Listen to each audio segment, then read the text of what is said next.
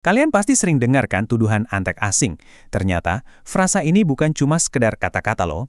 Ini bisa jadi senjata politik yang sangat kuat. Nah, kali ini kita bakal bedah tuntas polanya. Siapa sih yang jadi sasaran? Kenapa? Dan apa dampaknya buat kita semua? Oke, kita mulai dari sini ya.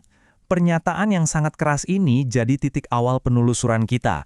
Ini tuh bukan sekedar retorika biasa. Ini adalah pesan yang benar-benar dirancang buat mancing emosi. Dan secara jelas ngebuat kubu kita lawan mereka.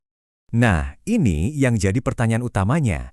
Apakah tuduhan semacam ini baru muncul sekarang aja? Atau jangan-jangan ini sebetulnya bagian dari sebuah playbook yang udah lama ada? Buat jawab itu, kita mesti tarik mundur waktu sedikit. Yuk, kita telusuri jejak retorika ini buat ngerti gimana dan kenapa targetnya bisa berubah-ubah seiring waktu. Oke, jadi istilah ini tuh sebetulnya bukan hal baru. Tapi coba deh perhatikan pergeserannya. Lini masa ini nunjukin adanya perubahan target yang signifikan banget. Dari yang tadinya cuma di arena pertarungan politik, sekarang sasarannya bergeser ke masyarakat sipil yang kritis.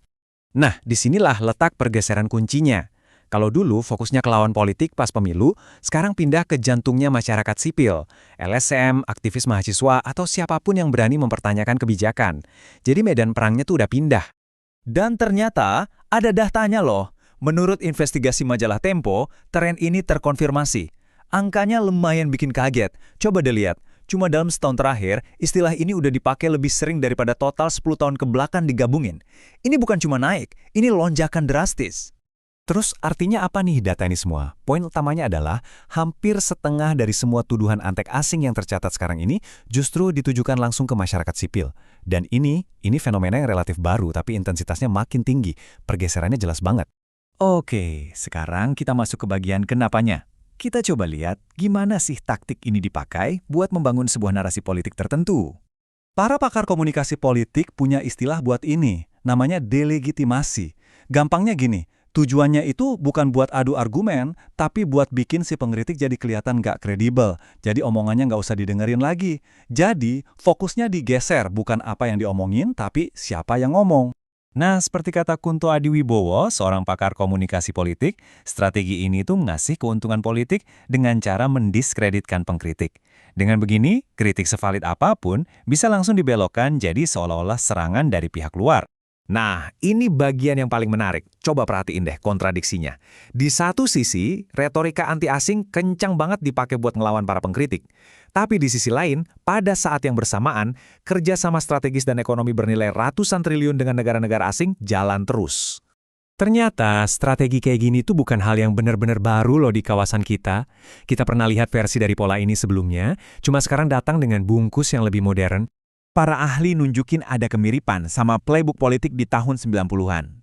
Dulu, isu hak asasi manusia sering dicap sebagai produk barat buat membungkam aktivis lokal. Polanya mirip kan?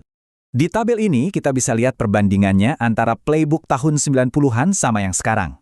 Taktik intinya kurang lebih sama, tapi ada satu pembeda kunci, pengeras suaranya. Kalau dulu lewat media yang dikontrol negara, sekarang penguatnya adalah para buzzer di media sosial.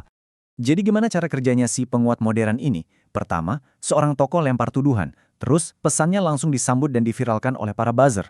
Akibatnya, suara-suara kritis jadi terisolasi, kelihatan sendirian, dan ujung-ujungnya opini publik jadi terbelah dan terpengaruh. Oke, kita udah bahas strateginya, tapi pertanyaannya, emangnya kenapa kalau kata-kata ini dipakai? Apa sih dampak nyatanya buat ruang diskusi publik kita? Yang pertama, dan ini yang paling kerasa, adalah munculnya rasa takut. Coba deh bayangin, kalian punya data atau kritik yang valid, tapi kalau mau ngomong, risikonya dicap pengkhianat. Kira-kira masih berani nggak buat bersuara? Kedua, ini bikin kelompok-kelompok yang seharusnya jadi pengawas pemerintah jadi terisolasi. Mereka yang tugasnya ngingetin kalau ada yang salah, malah dipojokkan dan dianggap musuh. Dan akhirnya, ini semua bikin ruang diskusi publik kita jadi makin sempit. Ketika beda pendapat dianggap sebagai sesuatu yang berbahaya, percakapan yang sehat dan demokratis jadi makin sulit ditemukan. Ini semua ninggalin kita dengan satu pertanyaan yang menurut saya penting banget buat kita renungkan bersama. Kalau kritik dianggap sebagai pengkhianatan, lalu apa yang tersisa dari demokrasi itu sendiri?